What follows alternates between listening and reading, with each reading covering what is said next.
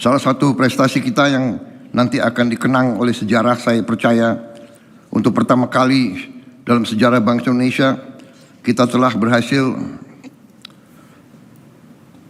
membangun suatu dana kedaulatan yang kita sebut Danantara. Dana kedaulatan. Danantara singkatan Daya Anagata Nusantara. Daya, energi, Anagata, masa depan Nusantara, tanah air kita. Jadi Danantara adalah suatu dana kedaulatan di mana tabungan-tabungan kekayaan aset-aset negara disatukan, dikonsolidasi, dimanage dengan rapi. Dan ini menjadi cadangan, ini menjadi energi untuk masa depan Indonesia, untuk anak, cucu, dan cicit kita. Dan alhamdulillah, kita untuk pertama kali dalam sejarah kita punya dana kedaulatan ini, Danantara ini yang nilai asetnya bernilai lebih dari 1.000 miliar dolar. Yang selama ini sering tidak bisa kita pantau, sering kita tidak mengerti kekayaan kita di mana. Saudara-saudara, saya masuk kabinet sebelum ini, kabinetnya Presiden Joko Widodo. Saya mengikuti, tapi saya belum menguasai angka-angka. Saya sendiri anggota kabinet, saya mengira bahwa jumlah BUMN itu berkisar di antara 300 sampai 350. Saya kaget. Waktu saya jadi presiden, saya diberi laporan BUMN itu jumlahnya 1077. Dan ini harus kita cek lagi. Ada BUMN yang bikin anak perusahaan, dia bikin lagi cucu perusahaan, dia bikin lagi cicit perusahaan. Dan saya terima kasih, saya bangga pimpinan daripada Danantara dalam tahun pertama, 18 bulan pertama sudah berhasil mengurangi jumlah tersebut dari 1077. Di akhir bulan ini, di akhir 31 Juli, mereka sudah menutup, mengkonsolidasikan, memerger sehingga dari 1077 berkurang 250 BUMN, sudah berkurang 250. Nah, ini boleh tepuk tangan dong, tepuk tangan. Saya kira, maaf ya, mungkin Ketua Den Pak Luhut dan bisa dicek di dunia, mana ada negara yang menutup state owned enterprise 250 dalam 1 tahun. Dan mereka menyanggupi laporan ke saya, Pak, Desember 31 tahun 2021 jumlah BUMN kita dari 1077 akan maksimal 350. Berarti di akhir 2026 mungkin 700 BUMN yang akan kita tutup, kita merger, kita konsolidasi, berkurang dari 1077 akan menjadi maksimal 350. Dan mereka laporan dengan ditutupnya 250 BUMN, overhead, biaya rutin yang bisa diselamatkan adalah 50 triliun. 50 triliun. Gaji direksi, gaji komisaris, sewa gedung, bayar listrik, bayar transport, bayar ini, rapat kerja, 50 triliun. Desember 31 saya kira ini mungkin angka penghematan bisa naik, bisa mendekati 70-80 triliun. Saya terima kasih dari pimpinan Danantara. Kemudian untuk menghadapi fenomena tadi, yang ini prestasi yang lain saya kira, ya proyek abadi gas abadi Masela 28 tahun mangkrak. Saya berangkat ke Tokyo, saya ketemu pimpinannya perusahaan-perusahaan Jepang itu, Inpex. Saya sampaikan dengan baik dan sopan, saudara masih berminat ya? Kalau saudara tidak berminat, saya akan alokasi, saya akan tunjuk perusahaan lain. Sopan tapi tegas.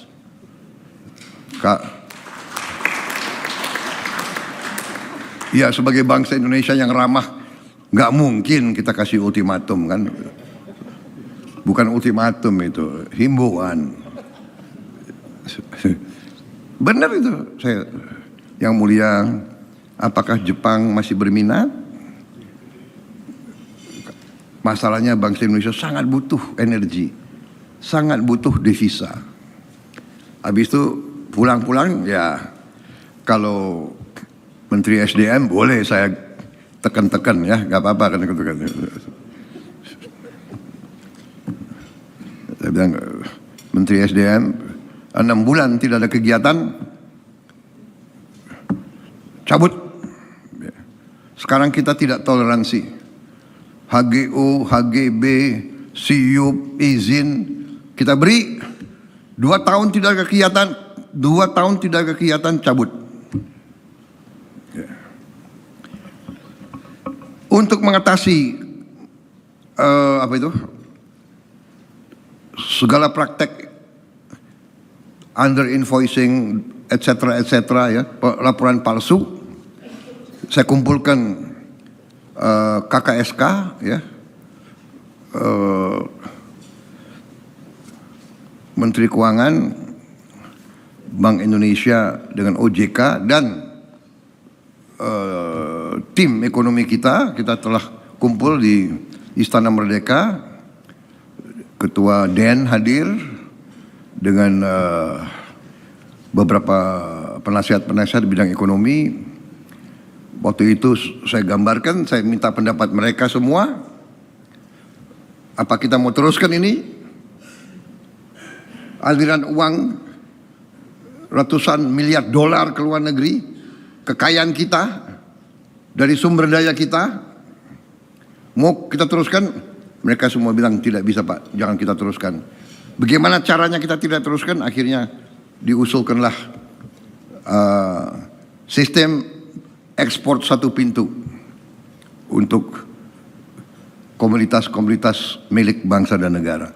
Dan saya ingatkan, semua komunitas adalah milik bangsa Indonesia. Bumi, air, dan semua kekayaan yang terkandung di dalamnya itu milik bangsa Indonesia. Nikel, karet, semuanya. Kelapa sawit, batu bara, emas. Sehingga kita terapkan ekspor satu pintu dan kita dirikan PT DSI, Danantara Sumber Daya Indonesia. Iya kan, itu Danantara Sumber Daya Indonesia. Di depan DPR waktu itu kita umumkan 20 Mei 2026, 20 Mei hari yang signifikan, hari kebangkitan ya. Hari kebangkitan nasional kita. Kita dirikan PT DSI, mulai beroperasi penuh pada 1 Juli sebagai instrumen negara untuk memperkuat tata kelola dan konsolidasi ekspor komoditas strategis.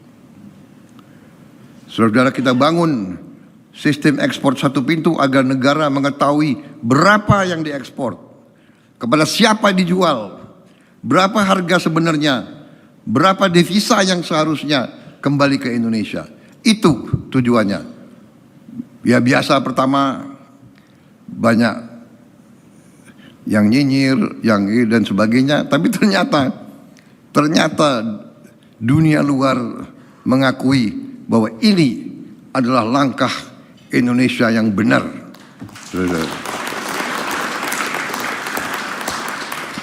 Ada kekuatan-kekuatan, kelompok-kelompok tertentu yang selalu ingin Indonesia kolaps. Saya tidak mengerti dia itu anak bangsa mana. Saya tidak paham. Saya tidak paham benar-benar. Ya kan? Selalu meramalkan kolaps yang nggak bagus gitu loh. Iya kan? Jadi sebetulnya itu bukan ramalan. Menurut saya itu doa dia. Doa dia bahwa Indonesia kolaps. Doa dia bahwa Indonesia terus miskin. Sehingga saya benar-benar meragukan di mana patriotisme dia, di mana cinta tanah air dia. Saudara-saudara, dengan ekspor sumber daya alam satu pintu, ya, kita mengadakan tahap transisi dan kita harapkan nanti 1 September 2026 implementasi penuh. Kemudian proses ini semua akan membuat kita benar-benar faham benar kemana uang kita. Sebagai contoh, kelapa sawit selama ini banyak dijual dari Indonesia, resmi kontrak harganya 17.000 CPO ya, 17.000 per 17.000 rupiah ya. Iya benar, Menteri Pertanian. 15.000 per kilo. Pada harga di internasional, harga di Eropa, di Rotterdam itu 27.000. Kita 14.000, 15.000, mereka harga sebenarnya 27.000. Siapa yang nikmati 13.000? Hampir 50%.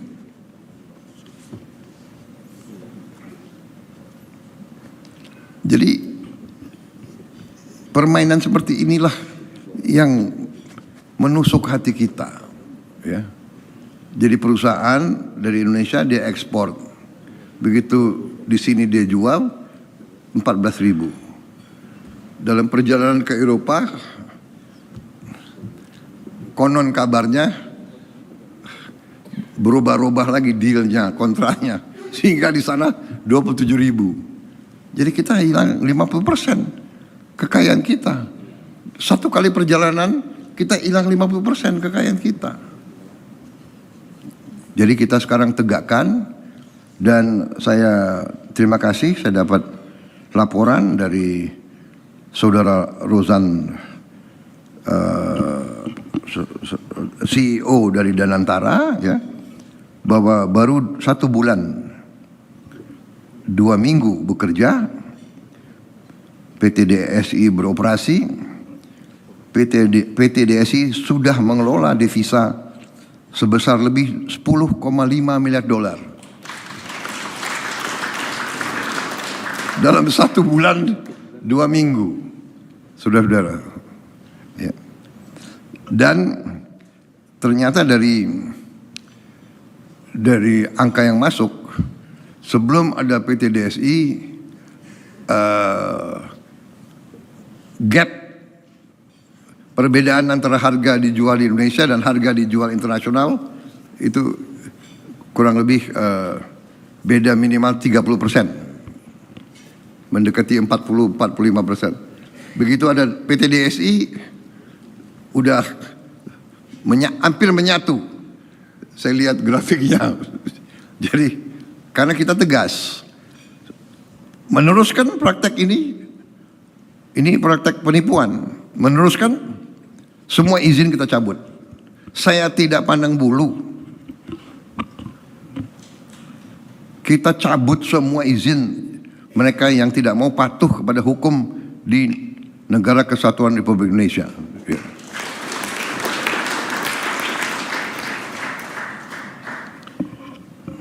Saudara-saudara, tentunya kita tidak boleh cepat puas, ya. Tapi kita sudah melihat langkah-langkah kita sekarang, bahwa tadinya kita ditakut-takuti. Ada rating agency, ya, global rating agency, nanti akan kasih raport jelek Indonesia. Kita akan diturunkan supaya nanti nggak ada yang mau invest di Indonesia. Saudara-saudara, bukan kita takut, tapi ternyata Standard & Poor's (S&P) mereka sendiri sudah umumkan bahwa mereka menilai bahwa pembentukan PT DSI adalah tepat. Mereka yang mengatakan bahwa itu langkah tepat bagi bangsa Indonesia, saudara. Dan itu bisa meningkatkan penghasilan kita, revenue kita. Kemudian mereka tetap tidak menurunkan outlook. Kita tetap outlook stable. Kita tetap punya rating investment grade, emerging market. Bukan kita selalu harus puas dengan rating bangsa lain. Sekali lagi saudara, percaya kepada kekuatan kita sendiri. Kita hidup di dunia global, tapi kita harus percaya kepada kekuatan kita sendiri. Kita percaya kepada fundamental kita sendiri. Ya. Apapun terjadi, kita sekarang pangan aman, energi cukup kuat, air kita berlimpah-limpah, tinggal manajemennya. Ada daerah yang kurang, jadi fundamental kita kuat. Lahan kita cukup. Kita sudah buktikan rawa kita robah jadi sawah. Rawa yang tidak bermanfaat kita robah jadi produktif. Saudara, kita sudah mulai dipandang. Dan kita akan buktikan. Saya yakin dan percaya kita akan jadi lumbung pangan dunia. Saya percaya itu. Saya tidak tahu di zaman siapa nanti, tapi saya percaya itu, saudara-saudara. Semua orang sudah meramalkan kok kita akan jadi negara kelima, keempat. Semua. Hanya kita sendiri kadang-kadang. Bukan rendah hati, mengarah ke rendah diri. Ya kan? Saudara-saudara,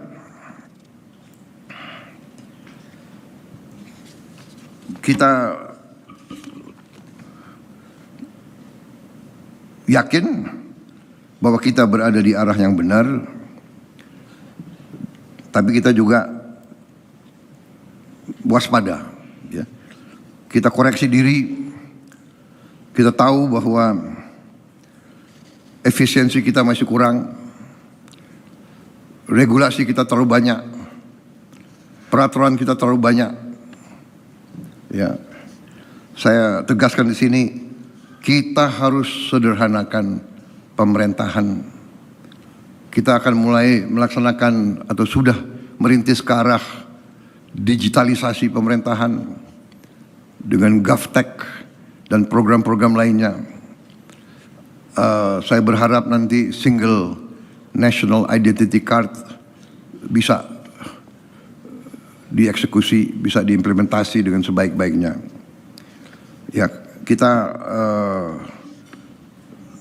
terus sederhanakan peraturan-peraturan menteri dan sebagainya, harus juga sinkron dengan nafas penyederhanaan, deregulasi, dan efisiensi.